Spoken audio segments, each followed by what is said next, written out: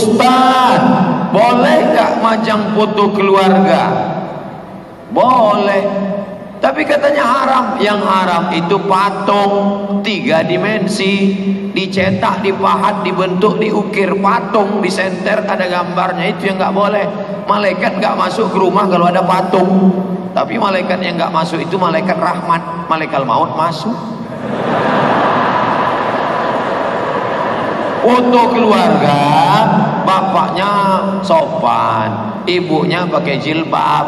Yang foto keluarga yang belum hijrah dulu jangan dipajang. Bapaknya pakai celana pendek, ibunya pakai baju pendek, you can see. Jangan dipajang di ruang tamu. Nanti temannya lihat, emakmu cantik juga dulu ya. Nah, jadi yang sopan, pakaiannya pakai hijab, bagus, nggak salah. Ustaz, kok lain dipencet lain keluar. Ustaz, apakah ketika i'tidal kita boleh bersedekap atau tidak? Mohon maaf Pak. Sami Allahu liman hamidah. Tiba-tiba dia bersedekap. Sami Allahu liman hamidah. Boleh nggak bersedekap? Boleh. Dalilnya mana? Dalilnya umum. Nabi setiap tegak bersedekap. Allahu Akbar, Allahu Akbar. Ketika bangun dari ruku itu, Sami Allahu liman hamidah. Itu tegak apa tidak tegak? Tegak. Maka dalam hadis dikatakan Nabi setiap tegak bersedekap. Itulah dalil yang dipakai oleh mereka yang setiap tegak bersedekap. Asal tegak bersedekap. Tapi dalam sholat, di luar sholat enggak. Ada juga yang di luar sholat pun bersedekap. Bersedekap. Jadi enggak usah dipermasalahkan antara bersedekap dengan enggak bersedekap. Jangan nanti pas sholat melihat kawan, Sami Allahu liman hamidah. Oh, sedekap. Enggak. Enggak usah permasalahan. Mau sedekap sah. Mau sedekap. Yang kita permasalahkan sekarang bukan sedekap, sedekah. Karena banyak orang tak bersedekah. Ustaz, saya punya teman rajin ibadah, wajib maupun sunnah, tapi kalau bicara kata-katanya sering menyakiti hati. Tiang patah bisa disambung, kaca retak bisa direkat, hati yang sakit kemana obat akan dicari. Oleh sebab itu kau jaga hati. Itu pesan A.A. Gim. Jagalah hati, jangan kau sakiti. Jagalah hati, lentera hidup ini. Kau sentuh tepat di hatinya, dia akan jadi milikmu untuk selamanya. Oleh sebab itu jangan kata-kata kasar. Ada orang yang mati hari kiamat, sholatnya banyak, puasanya banyak, zakatnya banyak, hajinya banyak, bininya banyak. Tapi nanti di akhirat ternyata apa yang terjadi? Amalnya habis gara-gara apa? Dia lebih mengerikan daripada peluru dalam game online. La tubtilu sadaqatikum bil manni wal adha. Jangan kau batalkan perbuatan baikmu dengan kata-kata yang kasar, menyinggung perasaan orang. Apakah Bapak Ibu ada menyinggung perasaan, tersinggung gara-gara cakap saya? Ada Pak Ustaz.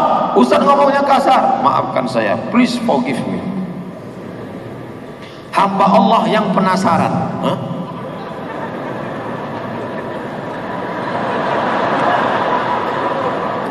Apakah cadar itu ajaran Islam? Lebih 20 hadis bercerita tentang cadar. Satu lagi bercerita tentang tidak cadar.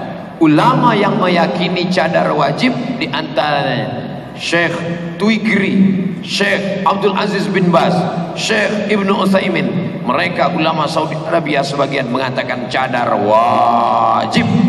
Sedangkan ulama Mesir, Syekh Muhammad Al-Ghazali, Syekh Yusuf Al-Qardawi mengatakan cadar tidak wajib, hanya dianjurkan. Maka kalau ada anak-anak gadisku yang bercadar, bagus. Dengan bercadar kalian sudah menjaga mata dosen kalian. Karena kalau tidak, dosen itu nulis pun sampai ke bawah. Nah, jadi adik-adik mahasiswa sekalian, ya. Pak miring Pak. Oh ya. Loh, Ustadz kok tahu? Saya kan dosen. Maka dengan kalian menjaga. Adapun orang yang ngejek-ngejek, kenapa ketika ada perempuan celana pendek kau nggak ngejek? Kenapa ketika ada perempuan celana sempit kau nggak ngejek? Kenapa ketika ada perempuan celana jin kau nggak ngejek? Tapi ketika ada orang pakai cadar kau ejek. Hai ninja, hai zombie. Berarti otakmu sudah disusupi setan. Yang marah setan. Jadi Ustadz menganjurkan cadar. Saya tidak ikut yang wajib, tapi bagi yang bercadar bagus. Yang nggak bercadar nggak apa-apa. Tapi bagi yang mewajibkan cadar, dia katakan cadar wajib. Yang nggak bercadar haram. Saya tidak. Assalamualaikum Ustadz. Waalaikumsalam. Apakah jika seorang ibu menzolimi anak sendiri berdosa? Karena yang dia amat benci karena hidupnya susah, sementara anaknya hidupnya berkecukupan, disanjung dan disayang. Oh, ini ibu tidak adil.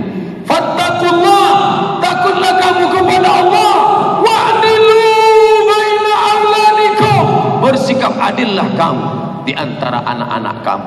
Bahkan kalau anakmu itu autis, anakmu itu perlu perhatian khusus, anakmu yang sekolah di SLB, itu adalah kehendak Allah. Ketika janin berumur 40 hari dalam bentuk air, 40 hari dalam bentuk darah, 40 hari dalam bentuk daging, datang malaikat meniupkan roh. Engkau tidak pernah minta dia jadi anakmu, dia pun tidak pernah minta engkau jadi ibunya. Itu Allah yang memilihkan. Kau yang membenci anakmu, kau yang tak adil pada anakmu karena dia cacat, karena dia miskin, maka engkau sudah menolak takdir Allah Subhanahu wa taala. Rusak akidah. Apakah seorang anak yang benci oleh ibunya, yang tetap menjaga hati ibunya, masih mendapatkan ridha? Ini bukan anak durhaka, tapi ibu durhaka. Si anak tetap mendapat ridha. Ridha Allah fi ridhal walidain. Ridha Allah terletak pada ridha orang tua. Orang tua yang bagaimana? Orang tua yang takut kepada Allah Subhanahu wa taala.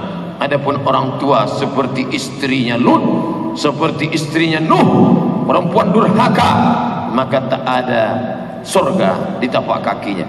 Maka hai anakku yang kau berbakti, jangan sampai kau takut. Jangan sampai kau takut, karena ibu seperti itu tidak akan memberikan mudarat apa-apa kepadamu. Ustadz, gimana caranya biar sholat kita khusyuk? 5 langkah.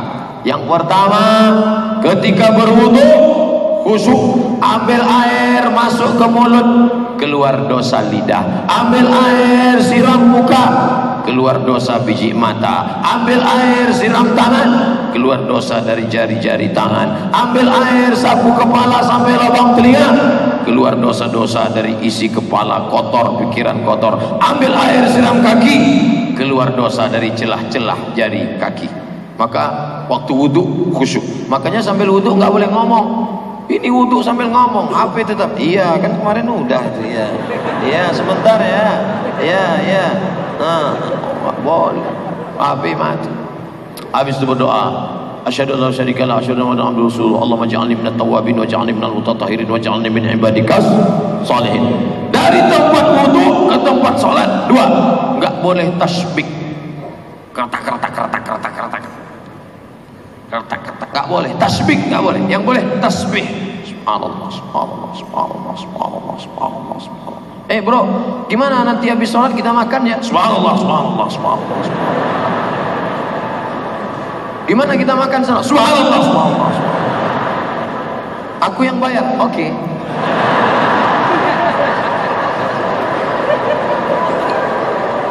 Boleh. 3, ngomong ngerti apa yang diomongkan. Inna sholati wa nusuki wa mahyaya wa mamati lillahi rabbil alamin. Makanya ngaji sama ulama. Makanya yang pertama tadi yang paling panjang, ngaji sama ulama. Anak-anak masukkan ke pondok pesantren, SMP IT, Islamic Boarding School, pondok pesantren. Itu yang akan membuat dia ngerti ucapan sholatnya. SMP bahasa Inggris, SMA bahasa Inggris, kuliah bahasa Inggris. Emangnya sholat pakai bahasa Inggris? Mana ada orang sholat pakai bahasa Inggris? Inna salati, my praying, wa mahyaya, my life, wa mamati, my die, lillahi ta'ala, for you, oh my God. Ada. Bahasa Inggris mantap, silakan bahasa Inggris, tapi bahasa Arab. Buka kursus bahasa Arab, panggil habaib-habaib dari Hadramaut Taman, Tarim, dari Daril Mustafa, dari Al-Azhar Mesir. Banyak ustaz kita buat kursus supaya ngerti apa isi salat. Inna salati wa nusuki wa mahyaya wa mamati lillahi rabbil alamin.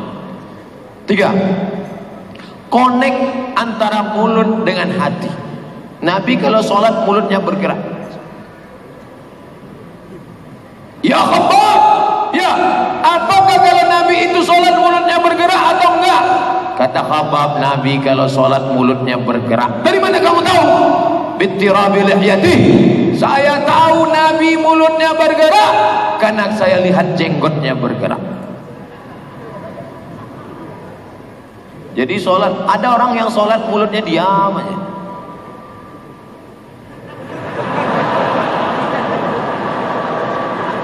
Bismillahirrahmanirrahim. Mulut harus bergerak. Connect apa yang kau ucapkan, itu yang connect di hatimu, itu yang kau pikirkan. Bismillahirrahmanirrahim. Qul huwallahu ahad, Allahus samad, lam yalid. Seperti bawa motor, salat itu seperti bawa motor, agak-agak naik ke trotoar, turun lagi. Agak-agak jauh, naik lagi. Agak-agak mau nabrak listrik. Begitu dia, harus, bukan hilang kesadaran. Yang kelima, doa. Jangan lupa doa, minta sama Allah. Ya muqallibal qulub, wahai engkau yang membolak-balikkan hati, sabit qalbi, kokohkan hatiku ala dinik, dalam agamamu, wa ala ta'atik. Tolong aku ya Allah, ini hatiku bukan punya aku tapi punya engkau. Bimbing aku dalam khusyuk kepadamu ya Allah. Mudah-mudahan Allah memberikan khusyuk pada kita. Nggak habis-habis. Bagaimana kalau kepala keluarga tidak berani jadi imam di rumah karena bacaan kurang baik? Saya nasihatkan sama ibu-ibu, ibu jangan terlalu menuntut bapak terlalu banyak, nanti dia lari. Kalau bapak membangunkan ibu nanti malam ngajak tahajud, dia ambil air dibangunkannya ibu, bangun. Itu kalau nikahnya udah 20 tahun. Tapi kalau yang baru-baru honeymoon bulan madu, wake up my darling, wake up my honey. Lalu dia pimpin sholat, usolli sunnata tahajud rak'ataini imaman lillahi ta'ala. Allahu Akbar. Diam aja, sabar. Berarti dia baru latihan imam sholat zuhur. Sholat zuhur kan gak bunyi. Dia di kantor diam-diam, dia sedang latihan. Jangan rese. Masa imam gak bunyi? Jangan. Bersyukur ya Allah, aku bersyukur sudah kau kirimkan seorang imam. Sementara tetanggaku di sebelah suaminya pulang dalam keadaan sakau. Aku bersyukur kau kirim seorang imam ya Allah. Masalah dia bunyi enggak masalah ya Allah. Nanti lama-lama bunyi juga ini. Yang laki-laki kalau mau jadi imam latihannya zuhur dulu, karena zuhur itu modalnya takbir aja. Allahu Akbar.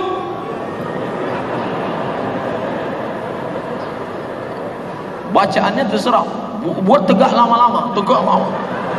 Kalau ditanya, bro, ente tadi bacaannya apa? Kulhu. Loh, kok lama sekali? Aku ulang 10 kali. Nanti sudah agak-agak lama baru. Oh, bismillahirrahmanirrahim. Alhamdulillahi rabbil alamin. Ar-Rahmanir-Rahim. Maliki yaumiddin. Iyyaka na'budu wa iyyaka nasta'in. Ihdinas siratal mustaqim. Siratal ladzina an'amta 'alaihim ghairil maghdubi 'alaihim waladdallin. Amin. Bismillahirrahmanirrahim. Inna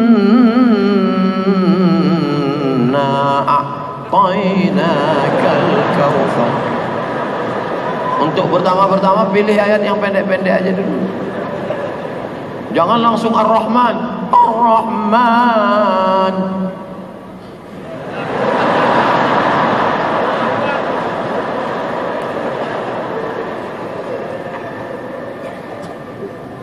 Assalamualaikum Ustaz. Waalaikumsalam. Saat ini umat Islam sudah banyak terkotak-kotak. Bahkan banyak yang beragama Islam tapi suka mencela ulama, ustaz maupun habib. Tak jarang sesama muslim saling ejek, padahal seharusnya kita saling menguatkan satu sama lain. Kalau begini saya khawatir kelangsungan generasi Islam. Pertanyaannya mana?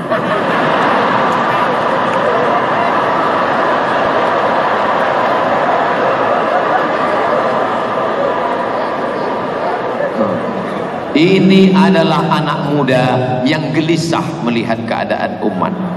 Anak muda gelisah, anak muda ini luar biasa. Sekarang anak muda gelisah motornya nggak hidup. Anak muda gelisah pacarnya ditelepon nggak ngangkat, di WhatsApp nggak balas. Masih ada anak muda dari Balikpapan yang gelisah dengan keadaan umat. Inilah yang akan menjadi pemimpin masa depan. Saya lihat gambarnya dulu. Terlihat dari wajahnya, pria muka soleh. Oleh sebab itu maka kenapa umat ini terpecah-pecah? Ini adalah ujian.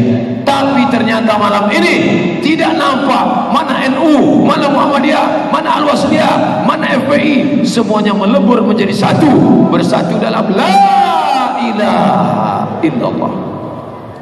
Alhamdulillah. Ustaz, bagaimana taubat yang benar? Hehehe.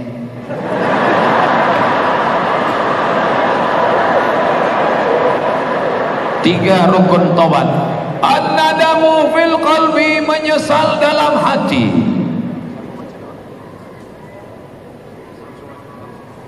Menyesal dalam hati. Yang kedua, al-iqraru bil lisan, dinyatakan dengan lidah. Wal idmar, tekad tidak akan kembali. Caranya mandi taubat. Mandi taubat gimana? Basah semuanya. Basah semua. Pakai shower apa pakai bak terserah. Pakai sampo apa terserah. Basah semua. Habis itu solat taubat. Usolli sunnat taubat raka'ataini lillahi ta'ala. Allahu akbar. Iftitah Fatihah ayat. Ayatnya terserah apa aja. Kulhu Pak Ustaz boleh. Yang rakaat kedua kulhu lagi kebangetan. Dah, habis salam istighfar. Mandi taubat, salat sunat taubat, istighfar. Astaghfirullah Rabbal baraya, astaghfirullah minal khataya. Astaghfirullah, aku minta ampun kepadamu ya Allah. Rabbal baraya, Rabb Tuhan semesta alam. Astaghfirullah, aku minta ampun kepada engkau ya Allah. Minal khataya, dari silap dan salahku ampunkan aku ya Allah. Ramai pemuda dan pemudi lebih mementingkan handphone mereka daripada orang tua. Apa hukum melihat kepada mereka yang dianggap derhaka kepada orang tua? Bila dia dah tak ada, barulah kamu akan merasa dunia ni hampa. Sekarang dia masih ada lagi. Balik ke rumah dia ada, balik ke rumah dia ada, balik ke rumah dia ada. Esok balik ke rumah dia dah tak ada. Barulah terasa menyesal, menangis. Tapi penyesalan tak lagi bermakna. Maka bila hari ini dia masih ada, cium tangan dia, bawakan makanan kesukaan dia, apa yang dia suka ikutkan. Diam dengan orang tua, mak, ayah satu saja. Diam. Apa kata dia? Diam. Yang kedua, diam. Yang ketiga, diam je. Jangan lawan. Kalau belum boleh membahagiakan dia, jangan susahkan dia. Ini kadang banyak mak bapak orang tua, bila dah tengok nama dia di handphone, ni susah ni. Troublemaker datang, tukang buat masalah saja. Oleh sebab itu ada satu dosa. Kalau dibuat di dunia kita dapat balasannya, di akhirat mendapat. Bila ada orang guna dadah, mungkin di dunia senang, akhirat baru susah. Bila ada orang buat zina di dunia senang, mungkin di akhirat baru susah. Tapi ada satu dosa, Bila kita buat, di dunia kita dapat, di akhirat dapat sekali lagi. Apa dia? Derhaka pada orang tua. Oleh sebab itu yang hari ini menderhaka, balik dari sini, cium tangannya, peluk tubuh mak ayah, minta maaf, minta ampun, akan datang, jangan dibuat ulang balik.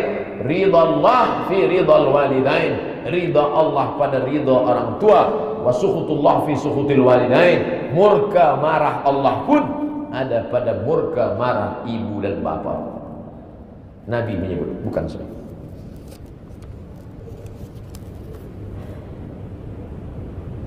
Perempuan kalau tak berkahwin di dunia, dia dapat tak pasangan di akhirat nanti?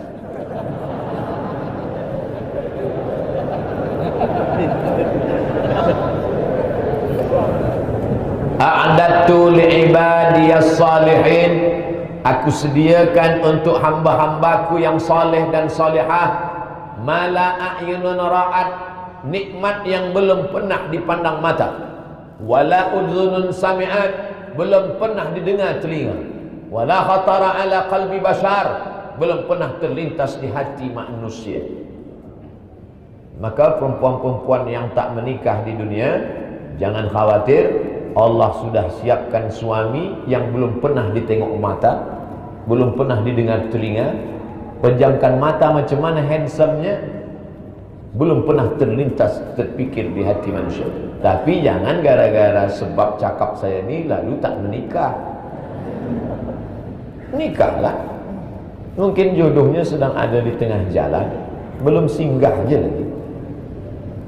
Kata orang, berjumpa membuat kita berjodoh atau kerana jodoh kita berjumpa?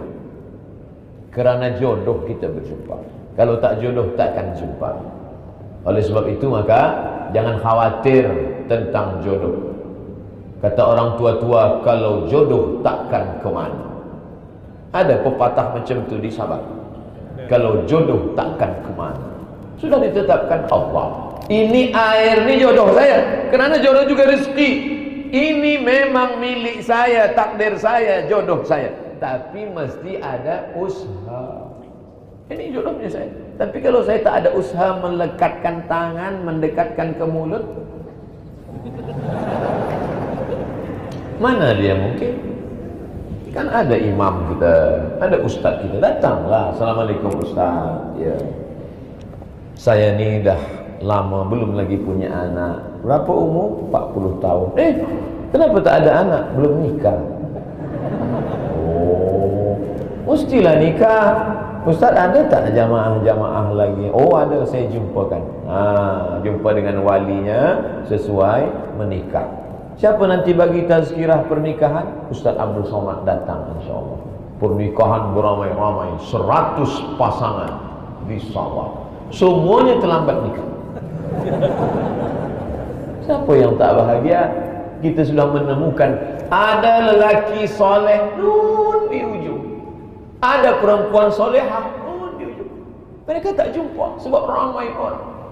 Maka kita pertemukan orang baik dengan orang baik ini. Jumpa. Datang pula anak lajang, Ustaz Somad, ya, saya ni pemalu Ustaz. Jangankan nak berkenalan, menengok perempuan berpeluh dingin. Ustaz, ada tak jamaah yang baik-baik, yang sifatnya cantik, pandai, kaya, taat, ayah dia dah tua nak mati, harta pula melimpah ruah? Kalau ada macam tu, kenapa saya bagi ke awak? Man talaba akhan bila aibin baqiya bila akhir. Siapa mencari perempuan yang sempurna, seumur hidup takkan berbini.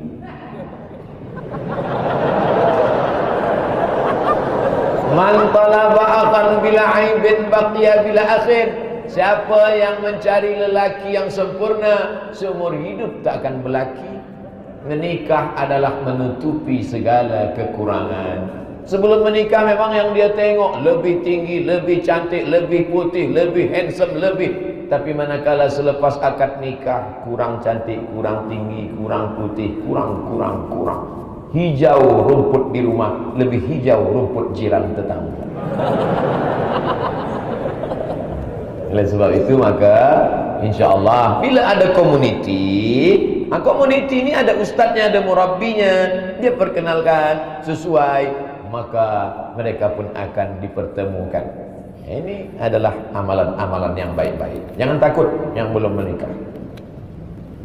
Apa nasihat Al-Fadhil Ustadz kepada anak-anak muda tentang bab siasah politik dalam suatu negara demokrasi? Politik ni haram. Pemuda-pemuda jangan ikut politik.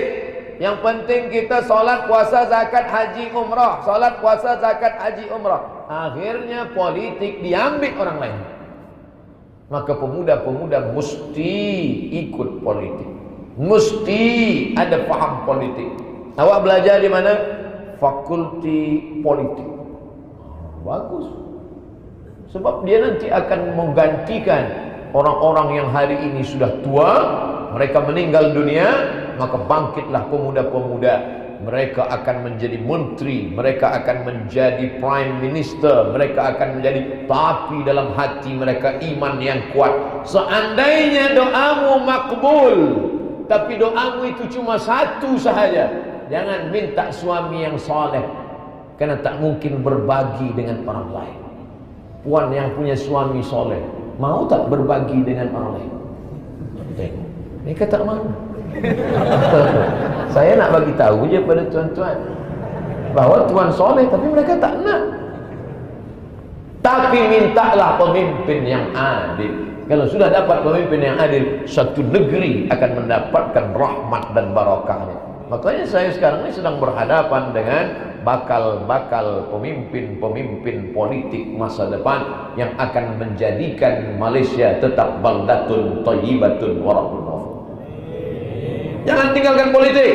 Ada satu kitab khas, kitab politik dalam Islam, namanya Al-Ahkam As-Sultaniyah. Al-Ahkam hukum hakam, As-Sultaniyah kesultanan, kekuatan politik. Ditulis oleh Al-Imam Al-Mawardi, meninggal tahun 450 Hijrah. Kitab ni umurnya 1000 tahun.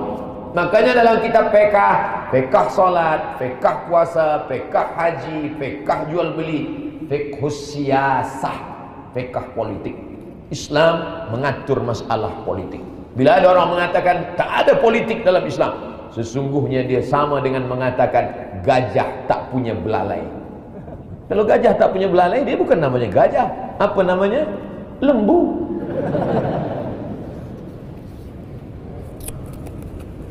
Bagaimana cara membalas kebaikan orang tua kita yang sudah meninggal dunia? Datanglah saat menjumpai baginda Nabi Muhammad sallallahu alaihi wasallam. Ya Rasulullah, ummi matat, ummi mak saya matat, meninggal dunia. Afa atasaddaqu anha, kalau aku bersedekah, apakah sedekahnya sampai pada almarhumah, Allah yarhamha? Kata Nabi, tasaddaq, bersedekahlah, sedekah engkau sampai.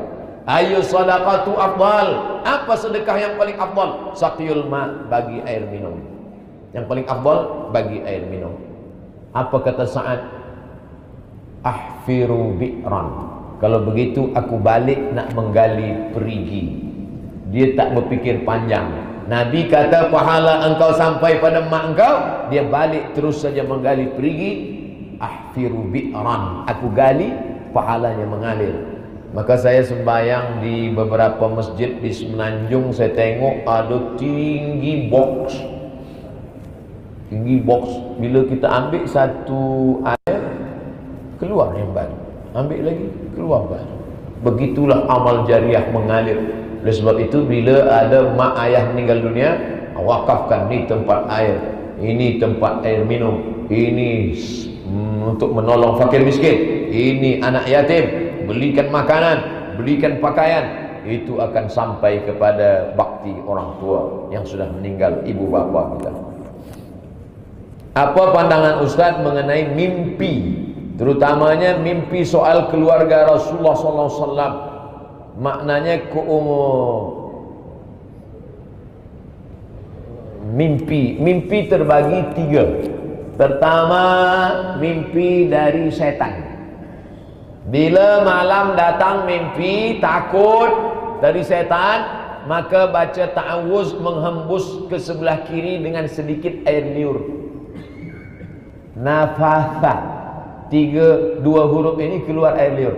Fa yang fusu, maknanya dengan sedikit air liur. Tapi pernah saya baca buku, bacalah ta'awuz a'udzubillah dengan meludah. Memang tak ada meludah. Nanti dengan meludah dia ludah sebelah kiri tu. Sedikit air liur. A'udzu bikalimatillahi tammati min kulli syaitani wa hammati wa min kulli ainin lammah. Bismillahilladzi la yadurru ma'asmihi syai'un fil ardi wala fis sama'. A'udzubillahi minasyaitonir rajim. Tidur balik. Kalau mimpi dari setan. Yang kedua, mimpi dari malaikat, namanya ilham. Kalau kepada Nabi namanya mukjizat. Nabi Ibrahim pun mimpi. Ya bunayya, wahai anakku, anni ara fil manam, aku melihat dalam mimpiku. Tengok mimpi. Anni azbahuka, inni ara fil manam, aku melihat dalam mimpiku. Anni azbahuka, aku menyembelih lehermu. Menyembelih anak Ismail itu melalui mimpi. Mimpi dari malaikat ilham. Mimpi jumpa Nabi ilham. Man ra'ani fil manami faqad ra'ani. Siapa yang mimpi melihat aku dalam mimpinya, maka sungguh dia melihat aku. Fa inna syaitana la yatamatsalu bi, kerana setan tak boleh menyerupai aku. Ustaz Abdul Somad, ya, malam tadi saya mimpi jumpa Nabi Muhammad. Oh, macam mana bentuknya? Saya tengok misai dia putih, janggut dia putih, rambut dia putih. Itu drunken master. Sebab Nabi Muhammad janggut dan rambutnya tak lebih daripada 20 helai yang lain hitam. Makanya berilmu, baca Syama'il Muhammadiyah, As-Syama'il Al-Muhammadiyah. Macam mana rambut Nabi, macam mana wajah Nabi, macam mana janggut Nabi. Bukan sembarang saja. Oleh sebab itu maka ini penting berilmu, mengkaji-kaji. Selepas mimpi melihat Nabi ini, apakah semakin beramal, beribadah, istiqomah, atau menjadi tukang cerita kemana-mana? Aku jumpa Nabi, aku jumpa Nabi, supaya orang kagum, supaya merasa hebat, supaya itu namanya hubbul jah, hubbus syuhrah, suka populariti, hanya ingin menaikkan diri di hadapan manusia. Na'udzubillah, jangan sampai kita kena macam itu.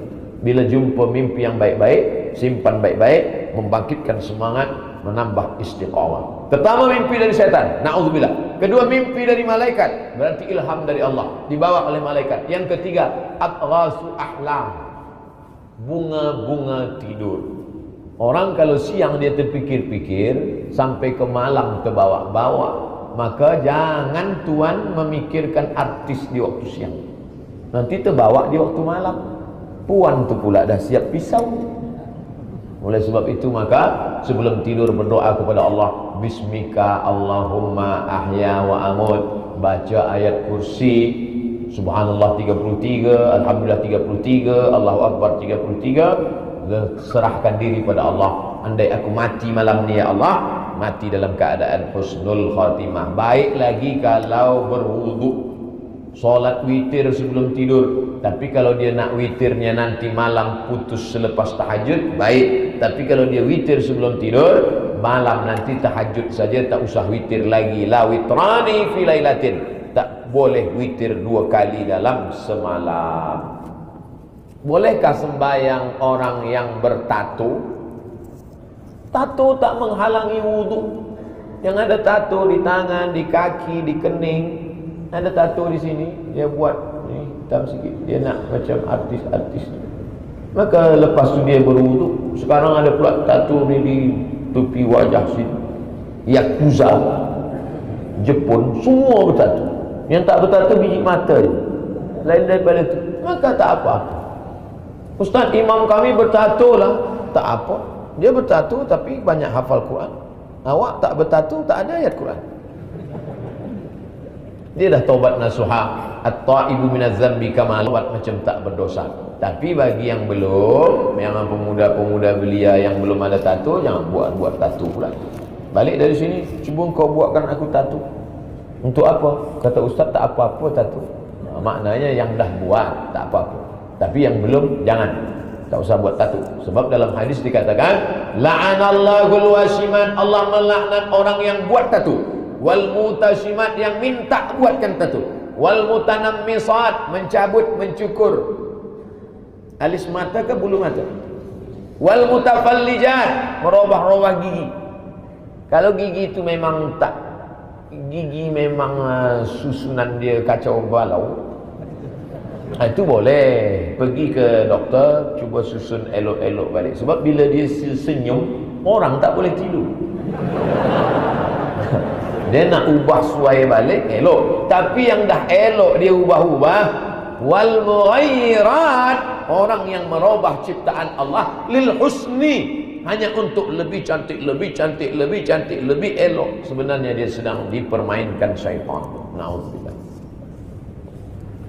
Yang lebih baik kahwin sebelum habis belajar atau kahwin lepas belajar? Saya faham. Anak muda hawa nafsu bergejolak. Nabi pun dah sampaikan pesan, man istata'a minkumul ba'ah, sesiapa sahaja yang dah sanggup untuk menikah, falyatazawwaj, menikahlah. Bagi tahu pada mak, ayah, bapa, bunda, saya ni nak nikah. Bila dia bagi izin, nikahlah. Bagus. Belajar terus, nanti dapat sijil, dapat anak. BA 1 anak, master 2 anak, PhD 3 anak, profesor bini 2. Baik, dua-dua dapat. Tapi saya tak macam tu. Saya belajar ke Herah, tak ada nikah. Lepas maghribi balik baru nikah. Sekarang kawan-kawan saya yang dulu nikah di Kahirah, anak dia dah besar, anak saya pula masih kecil lagi.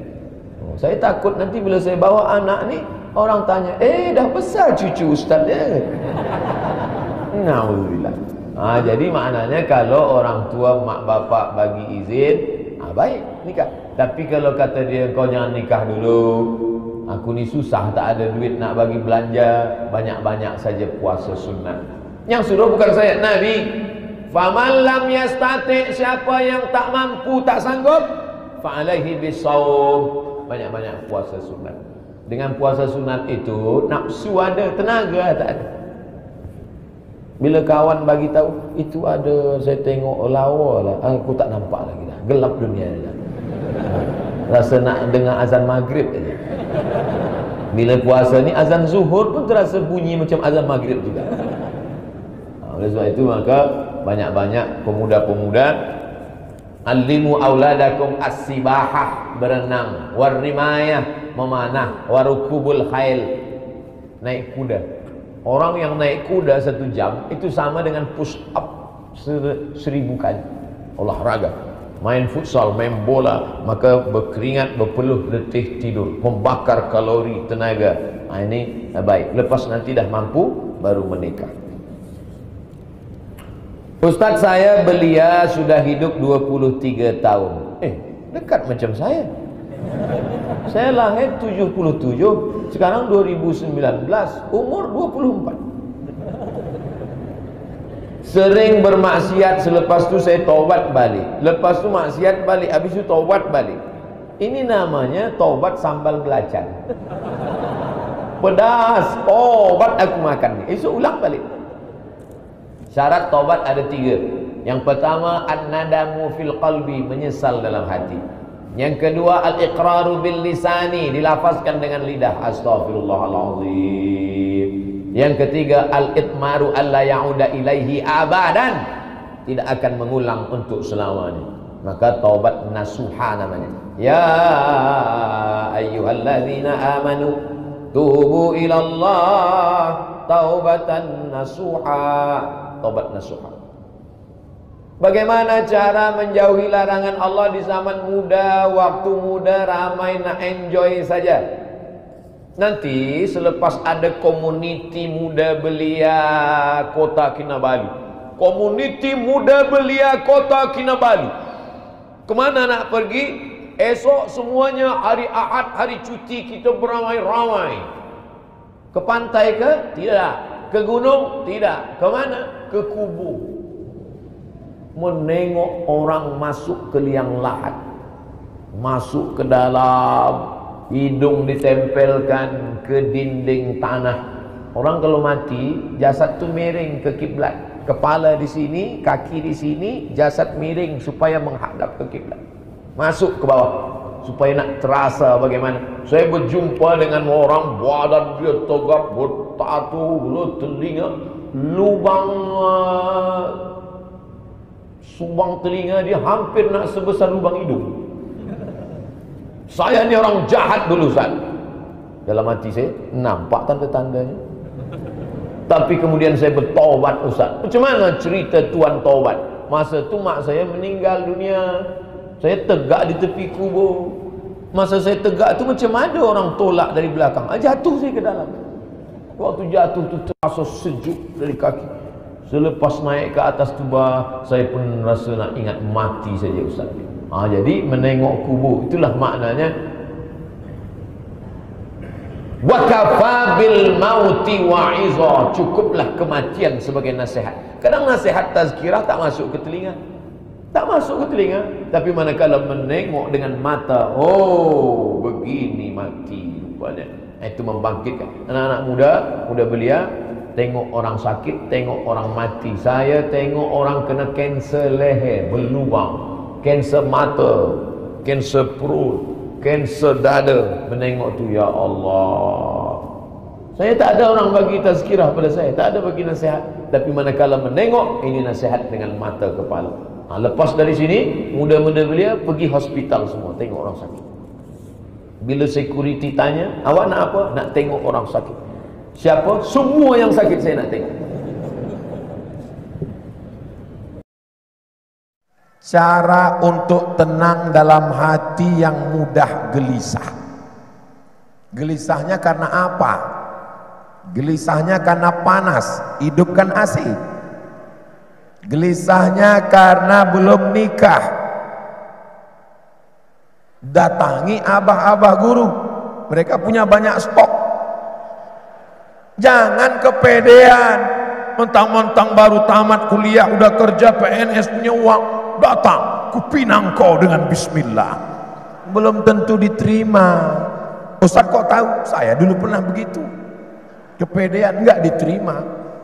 Itu jadi mesti bawa orang tua, mereka yang ngomong. Jadi pelajari dulu gelisahnya kenapa.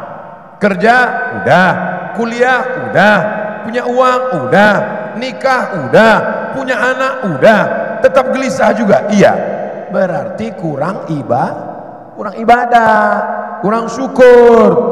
Coba pergi ke rumah sakit, ngelihat orang koma di ruang ICU, nggak bersyukur juga. Lihat orang mati, letakkan jenazah, nah itu akan membangkitkan syukur. Saya dalam sebulan mesti datang melihat orang mati. Tapi kalau saya ngelihat orang meninggal, orang nggak tahu saya ustadz, saya tutup pakai masker, pecinya digini-gini kan. Karena kalau saya datang begini, nanti saya nggak bisa merenungkan meninggal. Orang salaman, apa kabar ustadz? Jadi saya nggak fokus ke jenazah itu. Gimana caranya biar supaya saya ingat mati? Maka saya pakai masker, saya datang, saya ikut sampai ke pemakaman, sampai saya ngeliat liang lahat dalam. Jadi salah satu musibah jadi ustadz, kalau banyak dikenal orang, adalah tidak bisa merenungkan mati karena sibuknya bersalaman dengan orang banyak. Apalagi kalau cuma salam, akhirnya nggak ingat mati. Maka kalau saya ngeliat orang mati, gitu. Sendirian datang. Pemakamannya di mana? Pemakamannya di sini Pak Ustadz. Tolong kirim Sherlock ya. Kirim Sherlock. Saya datang ke sana. Sampai ke sana sepi, nggak ada orang. Saya tanya kepada Pak, betul yang meninggal di sini Bapak ini makamnya di sini? Betul Pak. Mana orang? Belum datang, Bapak yang pertama kemarin. Nah, cerita-cerita sama dia. Gimana pengalaman Bapak selama menggali kubur? Macam-macam Pak. Kadang ada yang udah digali menyempit, kadang-kadang ada yang baunya luar biasa. Nah, jadi itu cerita kita. Jadi jangan hanya melihat ke atas. Abdul Somad, jangan cuma tablik akbar ke sana, tablik akbar, tablik akbar. nanti kau jadi lupa diri. Tablik akbar sana, tanganmu dicium, dimuliakan. Tablik akbar di sana, dikalungkan bunga, dipasangkan jas. Akhirnya aku lama-lama jadi Fir'aun, menjadi setan. Sekali dalam sebulan saya mesti ngelihat orang sakit, dalam sebulan saya mesti ngelihat orang mati, ngelihat liang jenazah, supaya mengingatkan alhaakumut takatsur hatta zurtumul maqabir.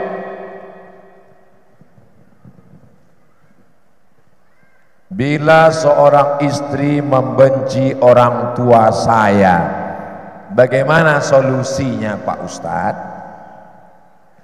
Panggil istrinya, panggil orang tuanya. Saya ketemu sama kamu setelah saya tamat kuliah, selesai S1 umur 24-25. Dari saya dalam kandungan, yang ngandung orangnya ini, yang nangis muntah-muntah ini, yang meregang nyawa ini, yang melahirkan ini, sampai akhirnya aku setelah kuliah barulah ketemu dengan ini. Tapi tentu bahasanya lembut, tidak seperti bahasa saya. Kalau dengan bahasa saya nanti dia ngelawan. Aku ketemu dengan ini, aku juga punya emak. Nah, oleh sebab itu dengan bahasa bapak yang lembut, yang baik. Tapi insya Allah ibu-ibu pasti sayang dengan ibunya bapak-bapak. Kenapa? Karena ibu punya anak. Ibu yang sayang dengan ibu mertuanya, insya Allah nanti ibu juga punya menantu, yang menantu ibu sayang dengan ibu insya Allah. Tapi kalau ibu nggak sayang, maka sesungguhnya suamimu adalah anak dari seorang perempuan yang pernah dikandung, disusukan dan dilahirkan. Kamu menemukan dia setelah dia menjadi orang. Jadi seorang perempuan paling bisa merasakan perasaan mertuanya. Saya laki-laki, saya ketemu istri saya setelah dia tamat pesantren. Kalau ibu saya sayang ke saya, biasa karena saya anaknya. Tapi ibu mertua saya, dikandungnya anak itu 9 bulan 10 hari, disusukannya 2 tahun, dibesarkannya, disekolahkannya, setelah itu dikasihnya ke saya. Begitu juga dengan ibu, anaknya, kesayangannya, buah hatinya direlakannya untuk ibu. Maka perempuan dia mesti lebih sayang kepada mertuanya daripada ibunya sendiri. Kenapa? Karena ibunya sendiri yang melahirkannya, tapi ibu mertuanya memberikan anaknya kepada ibu. Saya yakin dan percaya, mudah-mudahan yang retak-retak direkatkan Allah kembali setelah takbir akbar insyaallah. Amin.